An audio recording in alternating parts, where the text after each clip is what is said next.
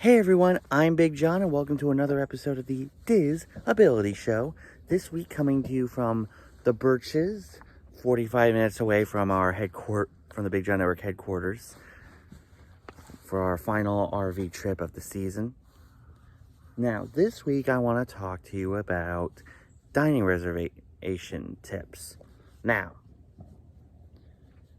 when you get a dining reservation, it has to be about 60 days out.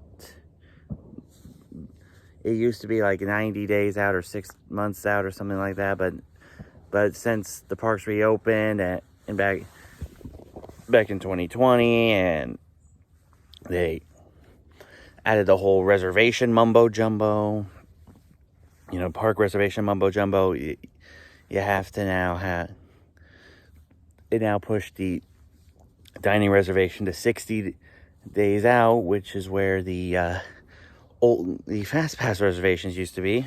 Rest in peace, Fast Pass.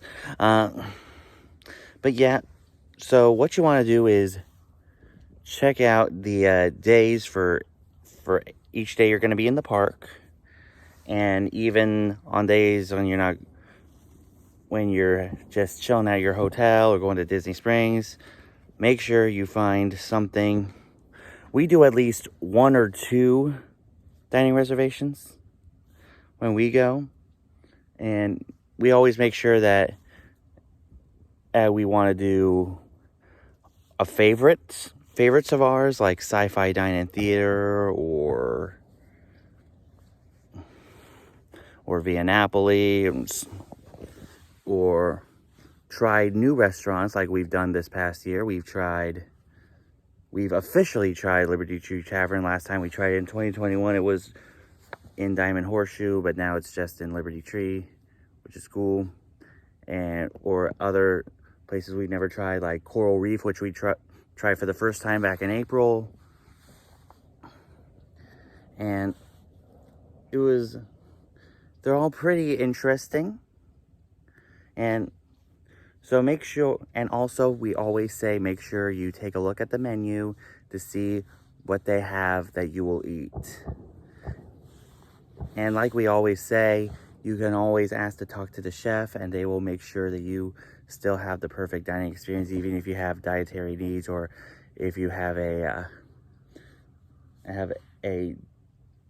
distilled palate like I do. So anyway, that's my tip. Let me know in the comments if you have any questions on how to do Disney for people with disabilities, and I'll make sure it gets to do a future episode. Now it's time for this week's Top 5. Now, today is the 51st birthday of Walt Disney World, as well as the 40th birthday of Epcot. So this week we're going to talk about my top 5 Epcot rides. Yeah, I know you're going to say you've done Epcot Entertainment before, but shout outs to the Voices of Liberty and Jameters, 2 of the best entertainments at Epcot. And also an honorable mention to Figment, who's getting his own movie. So anyway, on to the top 5. So, number 5, the Grand Fiesta Tour featuring the 3 Caballeros. Whenever the line is short enough, or when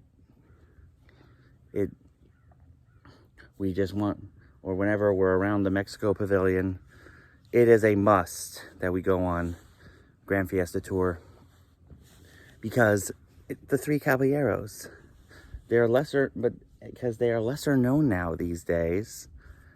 And of course, the rumor has been out about Coco taking over that, but of course, with what they talked about at D23 about the possibility of Coco coming to the Magic Kingdom, that rumor kind of set sail. So hopefully 3 Caballeros are here to stay for now. Number 4, Test Track. Now this is one of the best rides at Epcot, and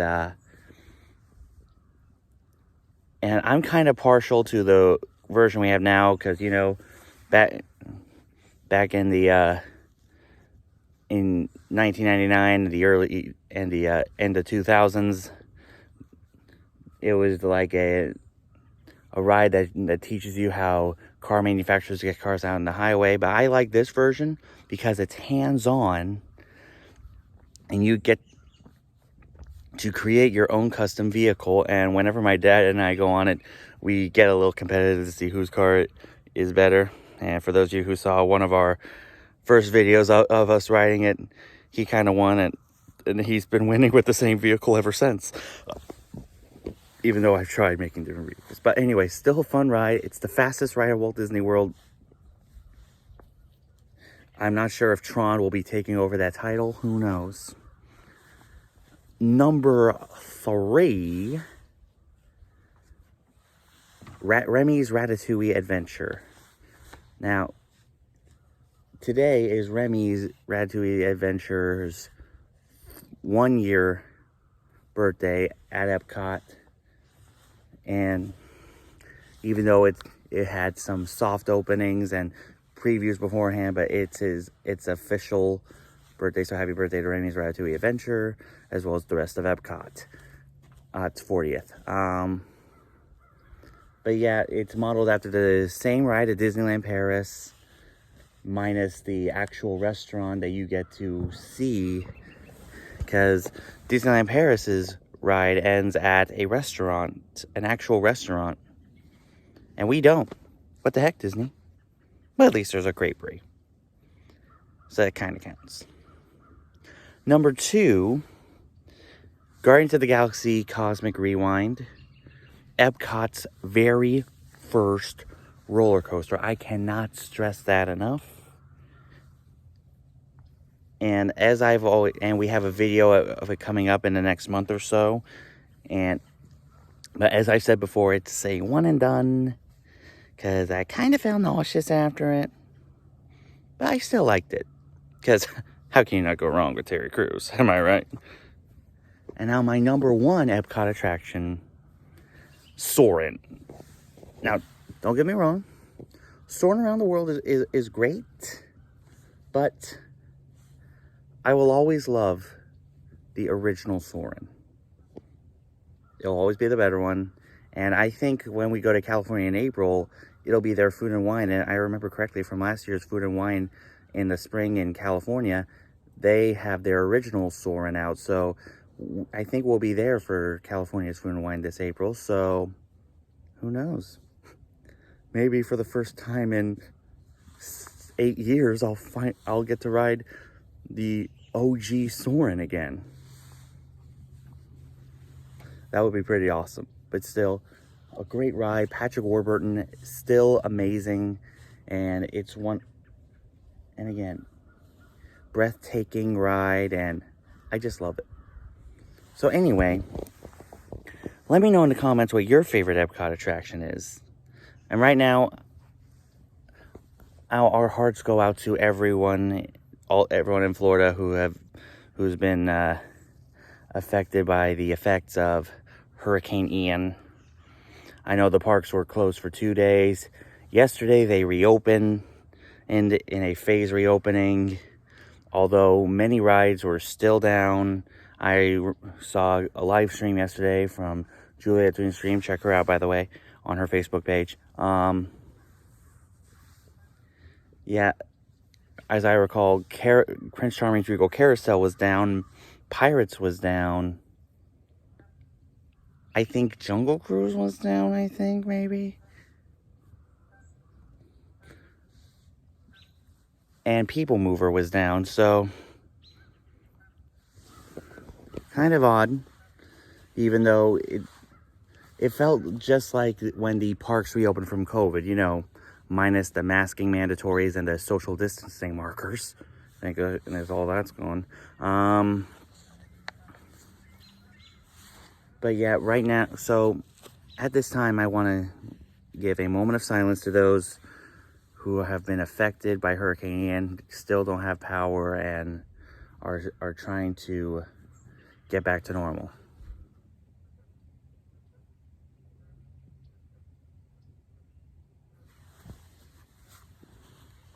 All of us here at the Big John Network hope that you're all safe and sound, and that you can get back to work and and do what you love doing. So anyway, that's our show. As I said, let me know in the comments if you have any questions on how to do Disney for people with disabilities, and I'll make sure it gets into a future episode. Now for this week's shout-outs, make sure you guys check out Pete McDivitt of the Pete McDivitt Show. He does Disney and sports stuff on his show, so make sure you check him out. Also, make sure you guys check out my boy Mike at Mousepiration. They've released a new vlog from Wilderness Lodge trying the Skull Flight. So definitely subscribe to him. Also, make sure you guys check out Tim Tracker, the Tim Tracker. He releases vlogs every single day.